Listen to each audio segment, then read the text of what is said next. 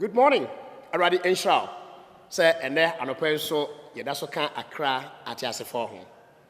Voice of the Church, Ejumedia, Church of Christ, at the Brewono, and the net anopay Yababi Shaw. Now, say, the no Ayan say, Sir Aradi Adomien, Ama Afifu Fro, Ababetria. A quaben ever fast saw a Mafifu Fro, Yamedia Mayen. Ye niema ebetumi asisi animu eyie ya brabo ebenya empuntuo na sa rade edum ye ma afi no kɔ na wie ya ebetumi aka sɛ onyankopɔn ene ye adi ne yie anumu ana me no ehwɛ ne man kakra bi ɛwɔ tworo kronkron ne mu sɛ Bible no a ɛda hɔ no yɛwɔ ensama horo bebree a ɛwɔ tworo kronkron ne mu a Menung yebetumi asua ade adi afiri mu. Si sua ade adi firi mu a ye de bebo ye mbra na problems a eba ye ne asetre mu no. Se ni nyina amfiri ho mpo a eso bete kakra e de amaye. Ente amani je sa nansan entam no me no e kasa e kyerɛw enema bia eye principles for living or life principles. Ye twe edi free onyankopɔn asɛm mu. Ɛna me no be kasa bebree na me do ba awiye ɛfa so nipa opɛ sɛ onyankoso ɛwɔ ewiase a. Hwɛ atwa sɛ wo hwɛ wo ho yie ɛwɔ ayonkogoro ɛne nkrɔfo a atwa wo ho ahyia ho. And the fact sɛ nyamesɛm mu no Bible akade ato hɔ no mo sɛ etobre bia onipa efiefo mpo ene be na tamfo memma owura mfi na ema emu wani enwu ensam akakraka etete sei eso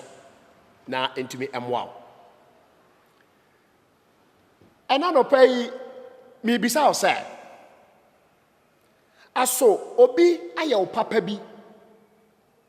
ama wo de bone ena atua ne ka na Obi ayo ade a eye ama wo de enye na atua ne soka anase wo na obi di saade no bi aye wo na wo adwem papa e wo obi ho nanso okwan bi so wa hu kura sɛ wo adwem papa bi wo ne ho ade baako ani mienu bi enti no say za nipa no kra ne ntam atete anopa ba bia mpesa me no adwendwe kakra e de afanie mistakes bi a ya ye e wo asetran mu ya sa ade papa bi mpo e ba ya bra bomu a eto da bi a ye nhunu ne ya pampam sa ade papa no e de afiri ye ne ya bra bomu we do papa a wutie me obra e ye bona se na obra ene de wankasa wabo nimide bebre ana wo onyankopon asemi mu na se mpaye bi e wo ho ade mayen adasama enka ya ye bo mpaye a yensre onyankopon se eye a ommie ye ne ani na yente enema ase ententem na yenhunu enema mu ententem na yentutu mrika ankoye mfomso anko yibiribia ebama ya brabo aye basa nanso areho sabne se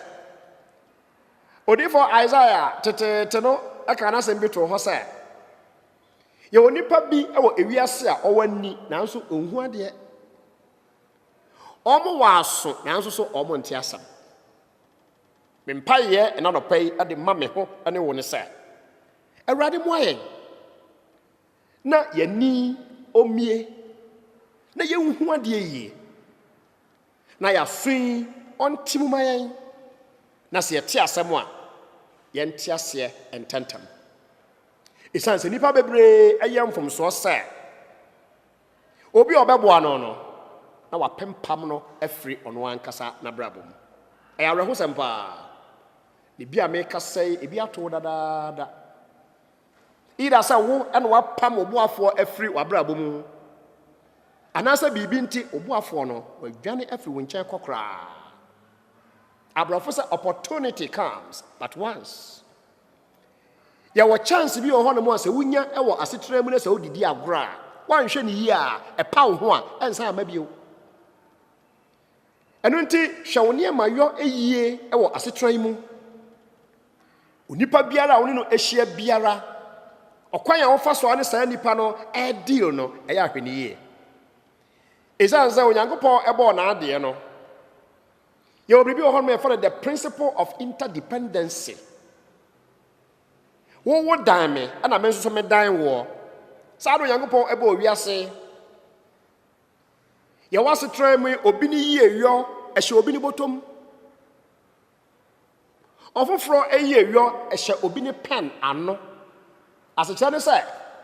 sɛ wopɛ ade papa bi na sɛ obi de ne pen atwerɛ biribi kakra de ma wo sɛ pa woyie yɔ no obi dan obi ɛwɔ saa asase so enti yɛ ahwɛ yie ɛna deɛ ɛde nhyira ɛne adom bi ɛbɛbrɛ wɔ no ɛnam sintɔ bi a ɛwɔ abrabɔ mu nti no wampampam ɛnipa ɛmfiri w'asekyerɛ mu menu ɛkɔtwerɛ kronkron mu ɛnɛ anɔpa yi a John nsɛmpa eti edi kan kyɛmu edu baako hɔ a na megye di sɛ ebi a wate saa asɛm yi da na ɛno na anɔpa yi mepɛ sɛ me ne wo yɛpɛɛpɛɛ mu kakra na yɛde etu yɛn ho fɔ John chapter 1 verse number 11 asɛm wɔ hɔ tiawa ɛne sɛ he came to his own and his own did not receive him. Oba onwa ne diem nanso ne die no anye no. Yewura Yesu Kristo ho asam na ɔka ne saa no. Ɛtɔ da bi ade ɛyɛ ade ma yɛ no yɛnhunu sɛ ɛyɛ adasama. Ɛtɔ da bi ade de nkɔso bɛbrɛ wɔ asekyerɛ mu no yɛnhunu sɛ ɛyɛ ankwankorɔ. Enti adepa eba ye ho no na ye pampam no ye ni baba ye ho so no na aduru akiri na asɛm wei enye nwanwa sɛ wiase agyenkwa yewura Yesu Kristo no twerɛ kronkron sɛ waba ɔno a ne diem ɛyɛ ne nuanom Jewfo ni mu ɔbaayɛ a Jewfo no sɛ yɛ nyew ya pampam Yesu ɛmo okro ne ɛbɛba so ne ma ɔnɔpa mi bisa sɛ na wo nso wabrabɔ mu enka obi bɛboa wo oni yɛ obi nti ɛnɛ abo sɛ de adwonsɔ aba akokɔ no enka obi ba bɛdom wo okoko bɔne nti ɛnɛ hwɛ de akɔ wiewie wo wanonsam keka enti wamuna enti ade pa bi atwa sɛ bɔ abrabɔ mu no ɛnɛ de akɔ wie nie unfortunately awifosɛm krono nketenkete ade papa bi a na nka ɛbɔ abrabɔ mu no ɛnɛ watu agu baabi ade agye wa home medɔfo pa a wotie me ɛnɛ dai onyankopɔn ba no ɛbɛ wiase so ɔba abɛgye adasama nkwa na sɛde onyankopɔn dɔ wiase nie so ɔde ne ba ɔwo no korɔ no ɛmaayɛ na obiara ɔbɛgye no adie no anyera na saa onipa no ebenya daa nkwa asɛm a ɛwɔ twerɛ kronkron mu nie na afei kɔbaa ne sɛn ɛna nka Jewfoɔ no a Awurade Yesu dii kan ɛba wɔn hɔ ankasa no ɔmo anyi Awurade Yesu Kristo anie na ɔmo pampam Awurade ɛma ɔkɔɛ Ghana ha hwɛ yɛma mpani a odi kan Dr. Kwame Nkrumah ɔne afoforo binom ɛko ya ana wɔgye fa ahodie ɛde si ɛhɔ ɛde ma ɔman Ghana ekowi ase no sɛn ɛna esiye yeye ku ɛde tia Kwame Nkrumah ɔbrimpa na oni ɔma wese mu ma Kwame Nkrumah ntumi anturi nan a mesi Ghana ha ebio ewi ya ewo obi kroso oba ono ani diem na nso ne de anye no eniema Kwame Nkrumah ayo ye firi mfitiase oyo onipa tese wo ene me onipa bia wo mfomso na nso si yehwe yama anyosem abakosem mu a eniema Kwame Nkrumah ye ewo ma weze mu no a anya afa na obi be kirekirim e de a kire ofoforo ade biara Kwame Nkrumah eye no oye se saa de kodie no enyina ho na enche na emwa oman Ghana owura fi bi wa ho akosomo dam efiri bra Kwame Nkrumah de ya de se na anu yi President Mahama Breso ena dumso eba ya ye ka ho asem no aserve oman Ghana more than 50 years ade ba ka onipa ba ko pe e de si ho nanso Ghana fo efa akwan bia so ene reject Kwame Nkrumah egu nanimu ase Orofopa ehute me sana nipa bebre ate ewa brabo mu ungratefulness nipa woni aye nipa boni ayefo Orofopa ehute me ani ma Kwame Nkrumah ye wo man mu bia wotra se dwene ho ehwe adwen na wo papa ne tirimu a enwonwa hwetema motorway no so onim Ghana bagoza mo ye motorway no emfie se nie na fa betoto enne ye NDC ene ye MPP aban ahoro a sese omo abakro ene kwan a omo ye ewo Ghana ha Kwame Nkrumah eye tema motorway no ye de cement pa ene ye de ye kwan no Arehusam no say ye NDC ni MPP ebreso no say tokuro beda ekwan no say omo kọ ne akwa akosi tokuro no a na omo de kota na ye de agu tokuro no mu ekwan ye de cement ene ye de ye na so nipa owo adwempapa ete say a wo ye sa na ma we say enyina no Ghana fo ahunu asa de kode a wo ye no ekoduru ba bie no na Ghana fo to nyom Sidi sika no ayedie no a omampani Kwame Nkrumah ne ti eda so no ye boso a ye se sidi sabe kwasea biti da so de Kwame Nkrumah ye ne nyina no sabe o afa de e fra no kwasea me do papa wutie me sika he anatama habo emfema oman Ghana sika he anatakura de habo emfema oman Ghana Saye ni ankasa ye nkontomposam ene ye nabrabasam ye sika nibre bone ayede ti ewiase a enkatama habo ene takrade habo nko ano oma we ye atimo no katwa se timi hwen Kwame Nkrumah ene kofa we num nyina ade besi ho nanso na wie ye no ekowie san onipa eye boni ayefo e wo wiase sa na hweye ena no pai a wutie mi na se obi mawso ade wo kɔkyerɛ enkwa ɛyɛ amanso onipa no atikɔ na mfa no nkɔkyerɛ owuo so obi ɛma enkyene na se wudi na se ɛyɛ wo da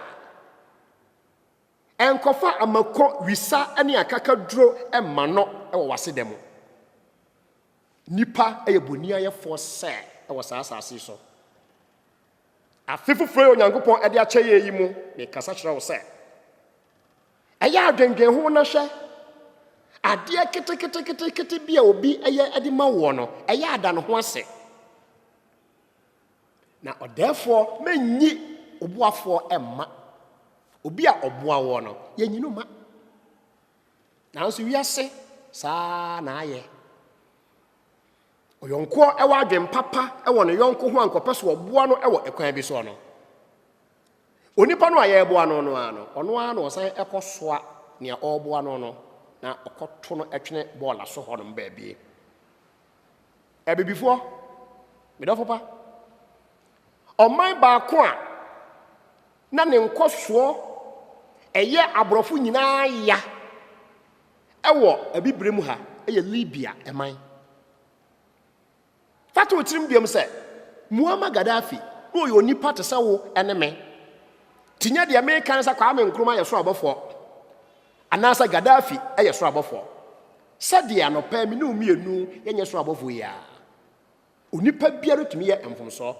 Nanso ade papa onipa eye no etwa se enya daage ne ka ho asem. Arehosam no se ebibrem ani wiase nipa bebre no ye ni saa enka ye no. Dodo a enim no Muammar Gaddafi eba betena Libya akonya no so no. O developon sa akro ya o man ye wo ho no mo a ensuo a eda ho se nipa banum nsuo no sa nsuo no gwa na bi ni ho. Yusu o minor resources a omo ewo ade atwitwa ensuo bebre ewo o man ni mu. Libya ni eba at Libya ememu a on handan se bia na woni mu a Libya ni handan isida no nia ope akodem se Libya ni oba ewo eba ye wo sika a aban atuade ma wo se wow Petro to da bia ne bo den wa ha a ye ka ho nsem ne ade no enam se etu Petro ewo Libya entino almost no na Petro eye free adima obi a owo ka ewo Libya na wiye no ekowie san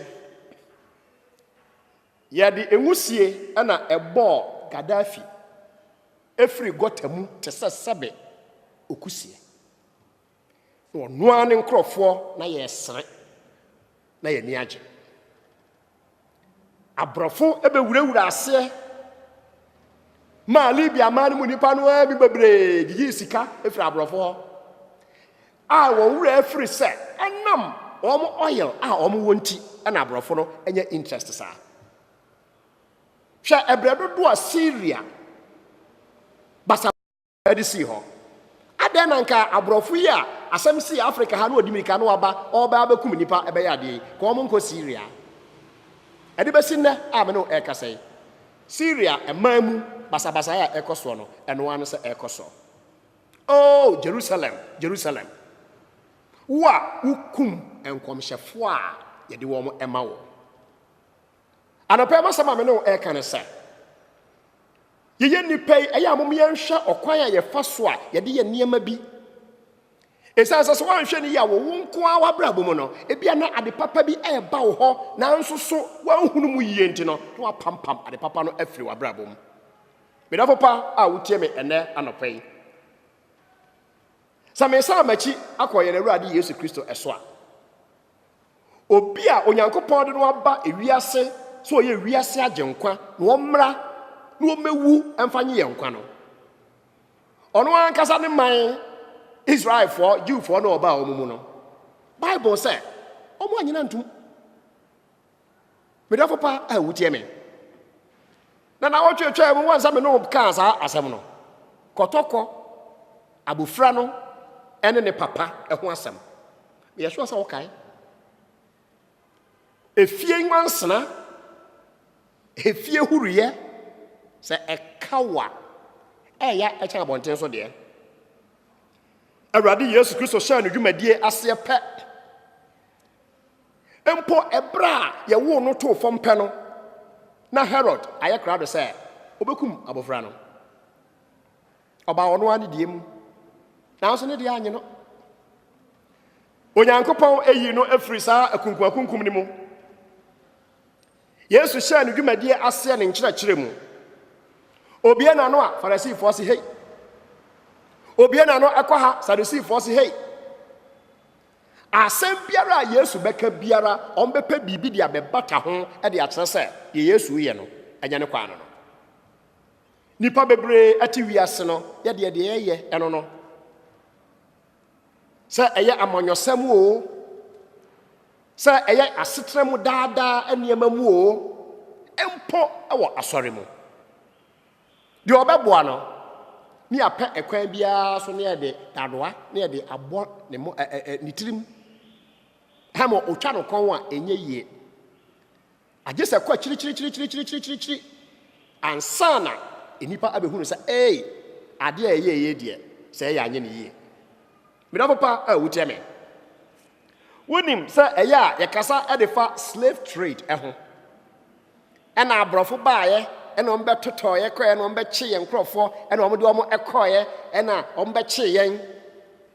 baabi a yɛ ana yɛn abibifoɔ yɛhyɛ dama yɛ wura efiri ɛne sɛ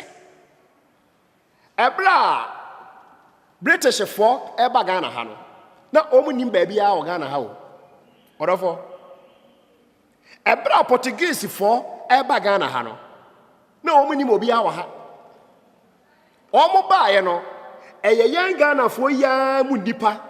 ɛna de yɛn ho ɛkɔbɔɔ saa aborɔfo no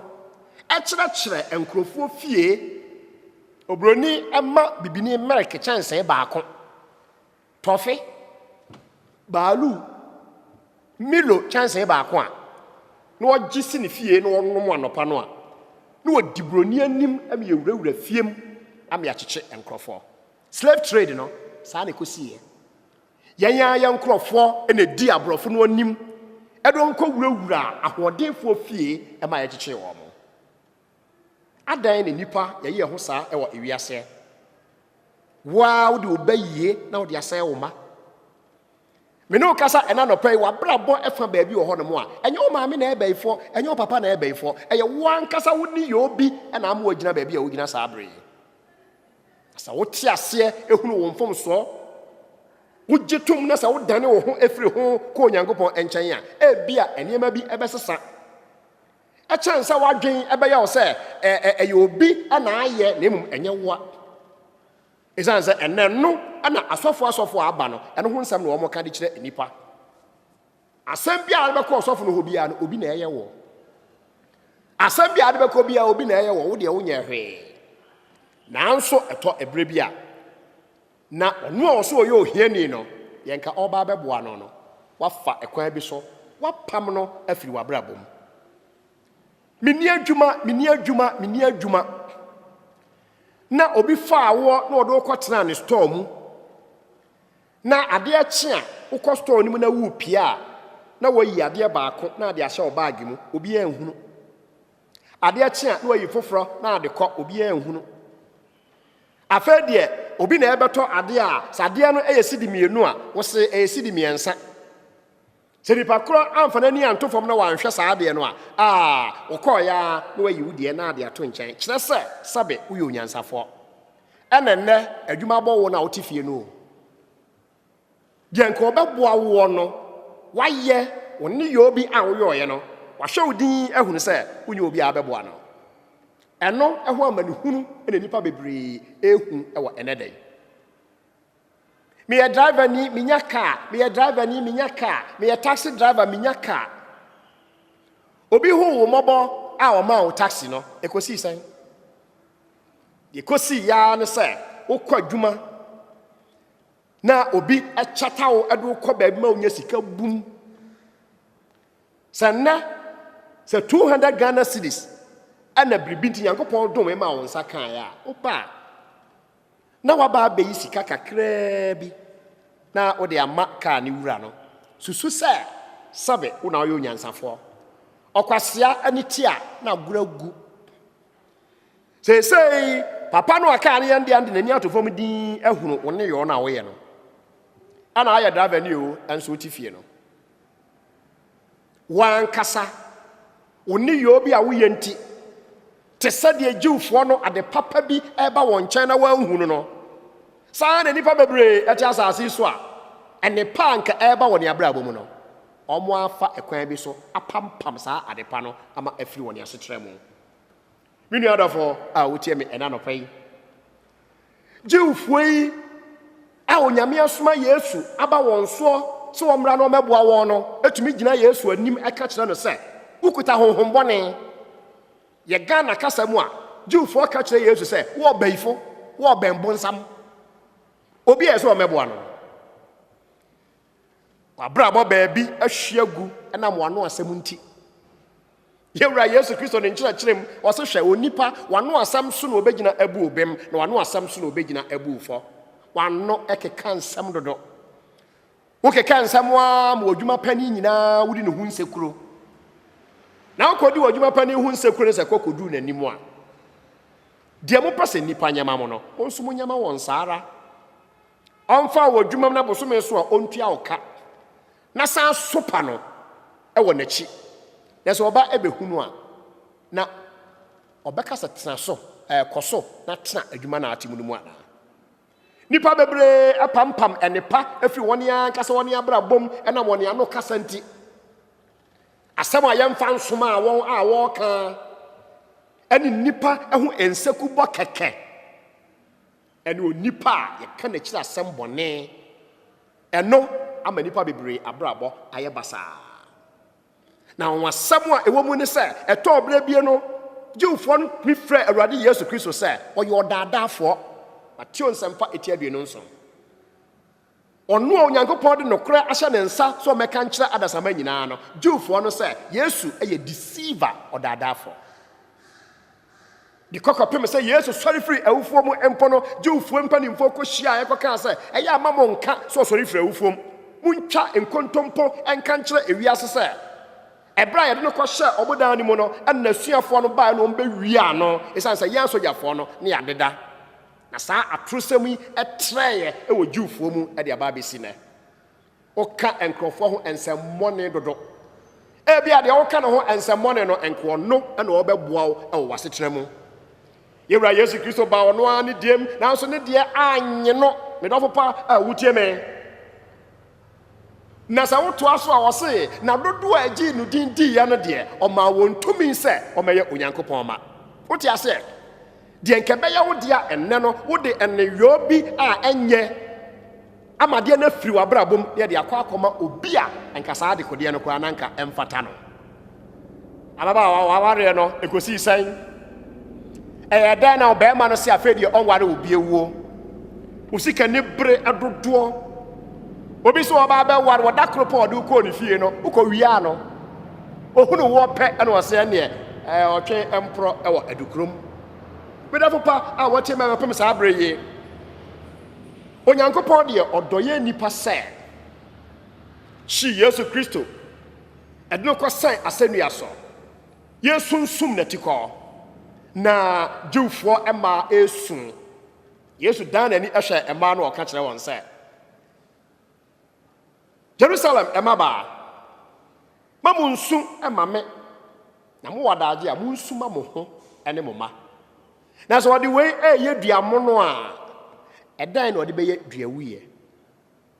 obi no anka obeboa no a wayam afiri wabrabo mu no ni sika no eda so wo ho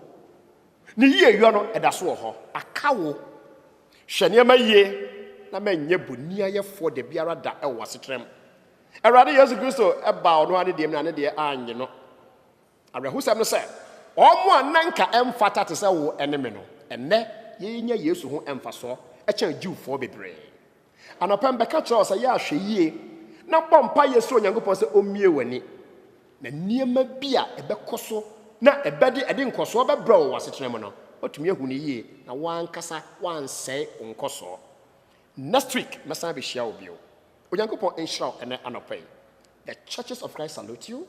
and good morning. God richly bless you. Bye bye.